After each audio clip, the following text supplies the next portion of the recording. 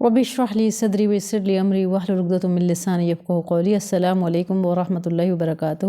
پہلے ہم دیکھ لیتے ہیں صدقے کے بارے میں کہ آج ہم جو اس ٹاپک کو ڈسکس کریں گے وہ ہے صدقہ، اور صدقے سے متعلق ہم تقریباً انشاءاللہ امید ہے قرآن و سنت کے حوالے سے ہم ساری باتیں سیکھ لیں گے انشاءاللہ تعالیٰ۔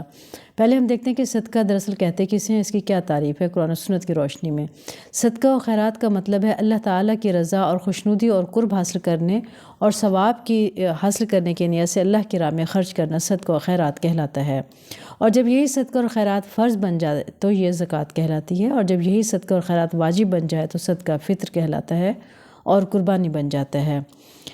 یعنی اللہ کے نے قرآن پاک میں بار بار یہ ارشاد فرمایا ہے کہ اللہ کی راہ میں خرچ کریں، اللہ کی راہ میں خرچ کریں، تو اللہ کی رضامندی اور خوشنودی کے لیے ہم جو بھی خرچ کرتے ہیں وہ صدقہ اور خیرات ہی کہلاتا ہے۔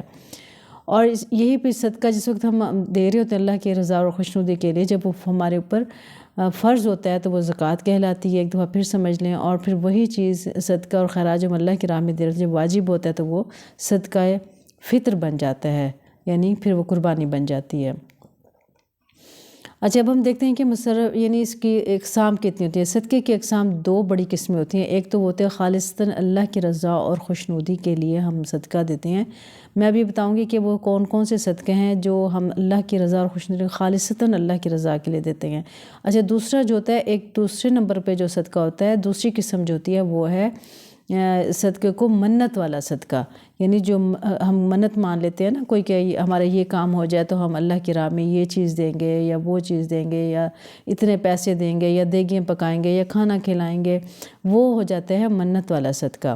اب خالص اللہ کی رضا میں جو ہم صدقہ دیتے ہیں وہ اللہ نے فرمایا ہے کہ جو صدقہ ہے جو بار بار کا خرچ کرے وہ ہماری بلائیں ٹال دیتی ہے، اور جو منت والا صدقہ ہوتا ہے اس سے وہ منت پوری ہوتی ہے تو اس کا وہ صدقہ ہوتا ہے۔ اب دیکھنا دونوں کا تھوڑا سا مختلف طریقہ کار ہے کہ جو ہم پہلے نمبر کا جو صدقہ ہے وہ ہم کس کس کو دیں گے، اور جو دوسری نمبر کا صدقہ ہے وہ ہم کس کس کو دیں گے۔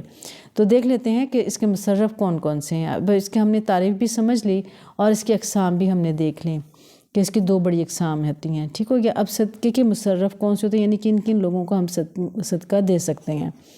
صدقہ و خیرات کے مصرف میں سب سے پہلے اپنے گھر والے آتے ہیں، یہاں تک کہ میاں بیوی کا ایک دوسرے پہ خرچ کرنا بھی صدقہ و خیرات ہے۔ بچوں پر بھی یعنی جو شوہر اپنے بیوی پہ بچوں پہ خرچ کرتا ہے تو وہ بھی صدقہ ہی کہلاتا ہے اسلام کی روح سے۔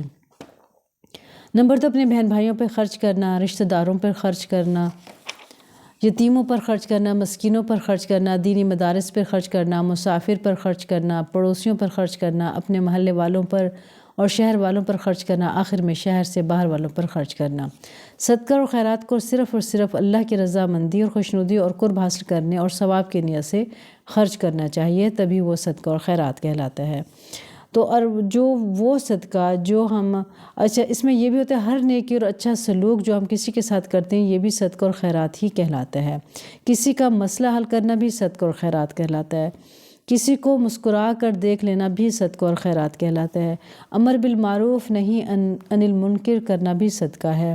کسی کی مدد کر دینا بھی صدقہ اور خیرات کہلاتا ہے۔ الغرض ہر نیک کام صدقہ ہے، اور روپوں سے بھی مدد کرنا صدقہ و خیرات ہے۔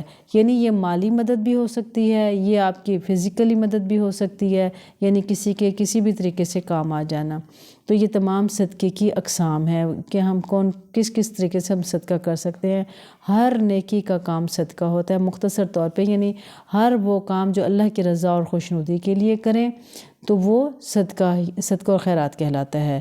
نمبر 2، میں نے بتایا آپ کو کہ وہ جو منت کے لیے صدقہ کیا جاتا ہے وہ منت والا صدقہ کہلاتا ہے۔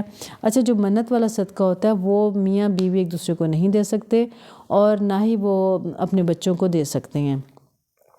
باقی وہ اپنے جو غریب بہن بھائی ہیں ان کو دے سکتے ہیں، ان کے بچے جو مستحق ہیں ان کو دے سکتے ہیں، تو یہ ان کو بھی ہم دے سکتے ہیں۔ صدقہ اور خیرات مالی طور پہ بھی کر سکتے ہیں اور اخلاقی طور پہ بھی کر سکتے ہیں۔ یہ جو میں نے آپ کو ساری ڈیٹیل بتائی ہے، تفصیل بتائی ہے، اس سے ہمیں پتہ چل گیا ہے کہ صدقہ اور خیرات مالی بھی ہو سکتا ہے، اخلاقی بھی ہو سکتا ہے، دونوں صورتوں میں ہو سکتا ہے، یہ اقسام ہے۔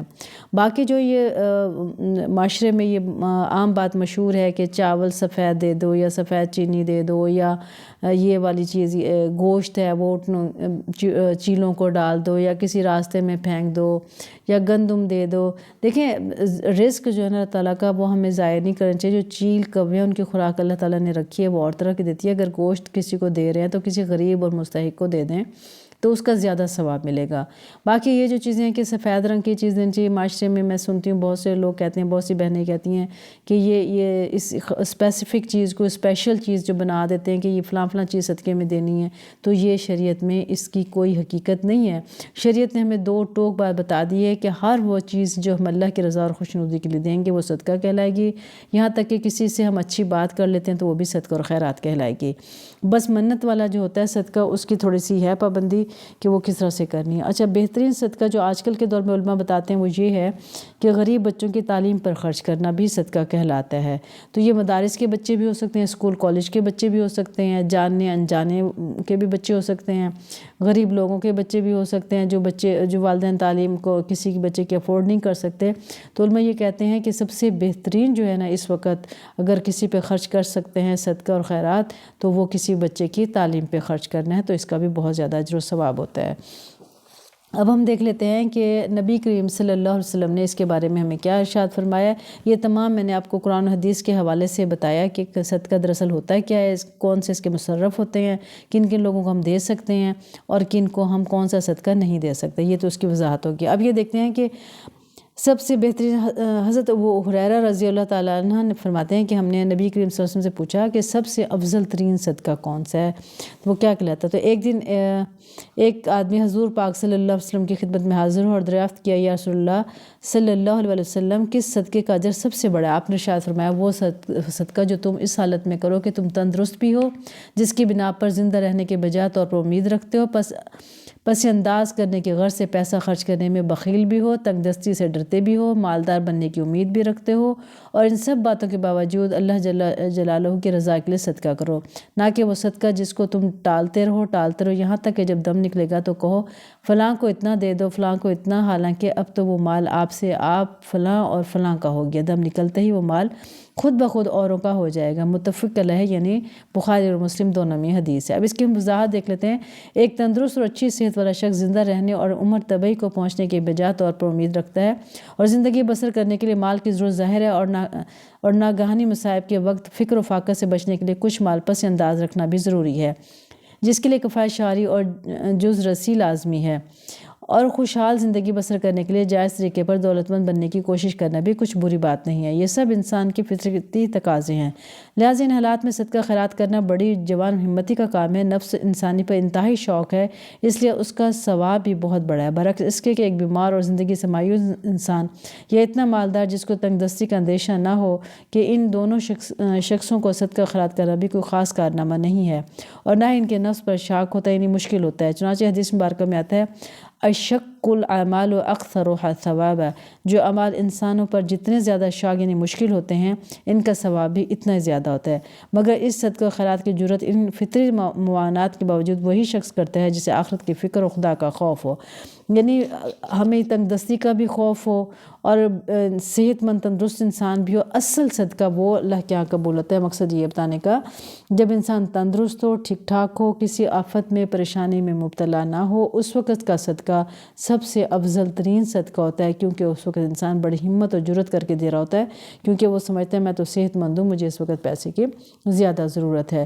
تو میری عزیز بہنوں، ہم نے دیکھنا یہ ہے کہ ہم اللہ کی رضا کے لیے جب کوئی چیز خرچ کرتے ہیں، یہاں تک کہ اگر ہم کسی کو کوئی اچھی بات بتاتے ہیں، اچھا مشورہ دیتے ہیں، نیکی کی تبلیغ کرتے ہیں، امر بالمعروف نہی عن المنکر کرتے ہیں، یہ سب کے سب صدقہ اور خیرات کہلاتے ہیں۔ یہ جو معاشرے میں مشہور ہے کہ فلاں چیز صدقہ ہے تو وہ کوئی کہتا ہے کہ میں نہیں لیتا، وہ کہتا ہے میں، سیدھا سا ایک فارمولہ ہے، یہ غریبوں کا حق ہوتا ہے۔ میاں اگر گھر میں جو بھی خرچہ کرتے ہیں شوہر تو وہ بھی صدقہ کہلاتا ہے۔ مختصر میں آپ کو اس کا خلاصہ بتا رہی ہوں۔ تو لہٰذا اس میں جو بھی مالی مدد کسی کی کر سکتے ہیں کریں، وہ بھی صدقہ کہلاتی ہے، اور اخلاقی طور پہ جو بھی کسی کی خدمت کر سکیں تو وہ بھی صدقہ اور خیرات کہلاتی ہے۔ ہر نیک اور اچھا کام صدقہ اور خیرات کہلاتا ہے۔ اس کے لیے کوئی اسپیشل چیز نہیں بتائی گئی کہ آپ نے صدقہ خیرات میں یہ تقسیم کرنا ہے یا وہ تقسیم کرنا ہے یا وہ دینا ہے یا اتنا دینا ہے۔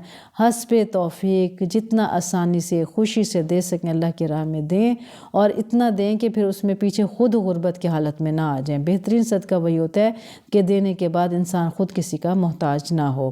تو اللہ تعالی ہمیں صحیح علم کے ساتھ عمل کرنے کی توفیق اور سعادت نصیب فرمائے، پکا سچے مسلمان بنائے۔ پڑھنے پڑھانے سیکھنے سکھانے میں اگر ہم سے کوئی کوتاہی غلطی ہو گئی ہے تو اللہ تعالیٰ اسے درگزر فرمائے اور ہمیں معاف کرے، آمین یا رب العالمین۔ میرے عزیز بہنوں، یہ صدقہ جاریہ سمجھتے ہوئے اس ویڈیو کو آگے بھی شیئر کریں تاکہ بہت سی وہ بہنیں جن کو صدقہ اور خیرات کا صحیح معنوں میں نہیں پتہ تو وہ اس سے سیکھ کر آگے سکھائیں اور اس بات کو عام کریں اور بتائیں کہ صدقہ خوفناک چیز نہیں ہے۔ جب کسی کو صدقہ دیتے ہیں بعض اوقات لوگ پریشان ہو جاتے ہیں۔ اللہ ہمیں علم کے ساتھ عمل کرنے کی توفیق عطا فرمائے، آمین۔